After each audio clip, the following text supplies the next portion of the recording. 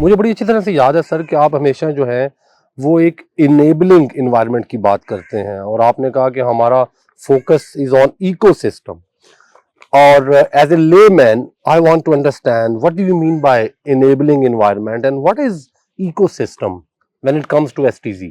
It's a very important question, thank you. Enabling environment ایسی ہی ہے جیسے ایک گاؤں کے اندر ایک فارمر ہے، وہ اپنی زمین تیار کرتا ہے بیج بونے سے پہلے، ٹھیک ہے، اس میں ہل چلاتا ہے، اس کے اندر دیکھتا ہے، کھاد ڈالتا ہے، پھر اس کے اندر بیج ڈالتا ہے اور پھر وہ بیج جرمینیٹ ہوتا ہے. اسی طرح ٹیکنالوجی کے اندر بھی جب ہم انیبلنگ انوائرمنٹ کی بات کرتے ہیں تو دیٹ مینس کہ ہم ایک ایسا جگہ کریٹ کرنا چاہتے ہیں جہاں پہ جو ٹیکنالوجی کمپنیز ہیں وہ گرو کر سکیں. بالکل. اور اس کے 2-3 بڑے امپورٹنٹ کمپوننٹ ہے انیبلنگ انوائرمنٹ. ون از کہ اس کے اندر ایک فزیکل انفراسٹرکچر ہونا چاہیے، پھر یہ اس کے اندر ایک ڈیجیٹل انفراسٹرکچر ہونا چاہیے، پھر یہ ہے کہ اس کے اندر اسٹیٹ کی سپورٹ ہونا چاہیے. جب ہم کہتے ہیں فزیکل انفراسٹرکچر تو دیٹ مینس کہ ایک سفیشینٹ لینڈ بینک ہونا چاہیے، ایک ایسی جگہ ہونی چاہیے جہاں پہ جو ٹیکنالوجی پارک کی ریکوائرمنٹ ہیں وہ ساری پوری ہو سکے. اس کے اندر سڑکیں ہونی چاہیے، اس کے اندر آفیسز اسپیس ہونی چاہیے، اس کے اندر اکوموڈیشن ہونی چاہیے، اس کے اندر ینگ لڑکوں کے لوگوں کے لیے جو ٹیکیز ہیں ان کے بیٹھنے کی، ڈسکشن کرنے کی میٹ اپ پلیسز ہونی چاہیے، کلبز ہونے چاہیے جہاں وہ اپنے آئیڈیاز کو ایکسچینج کریں. اور یہ سارا آپ کے ویژن کا حصہ ہے، یہ بن رہا یہ ہے. سارا ہمارے ویژن کا حصہ ہے.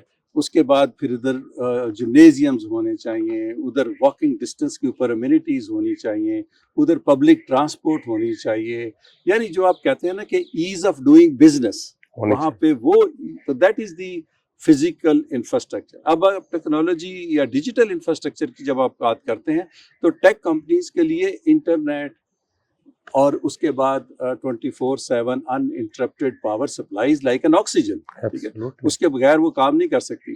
سو آپ کے پاس جو ہے وہ broadband high speed internet ہونا چاہیے، پاور سپلائی ہونی چاہیے، اس کے بعد لیبز ہونی چاہیے. اس کے بعد ایک اور امپورٹنٹ کمپوننٹ ہے کہ ان کا تعلق جو ہے وہ انڈسٹری کے ساتھ ہونا چاہیے. انڈسٹری اپنی پرابلمس پوز کرے، اسٹارٹ اپس اس چیلنج کو ایکسیپٹ کریں، پھر اس کے اندر مینٹورشپ ہو، یونیورسٹیز ہوں، اور جو ہے وہ AI جس طرح ہے آج کل بہت چل رہا ہے اس کے سینٹر آف ایکسیلنس ہو، بلاک چین کے سینٹر آف ایکسیلنس ہو.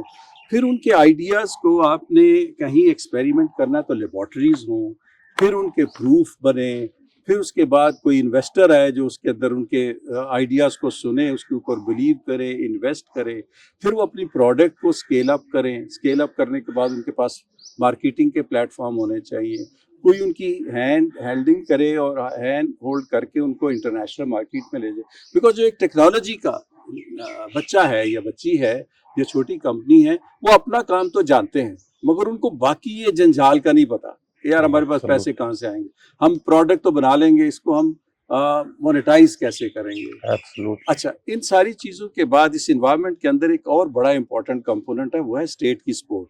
جیسے ابھی سلیکون ویلیج ہے، اس کے اندر اسٹیٹ نے 10 سال کے لیے ٹیکس فری کر دیا، ٹھیک ہے، امپورٹ ڈیوٹی 0 کر دی.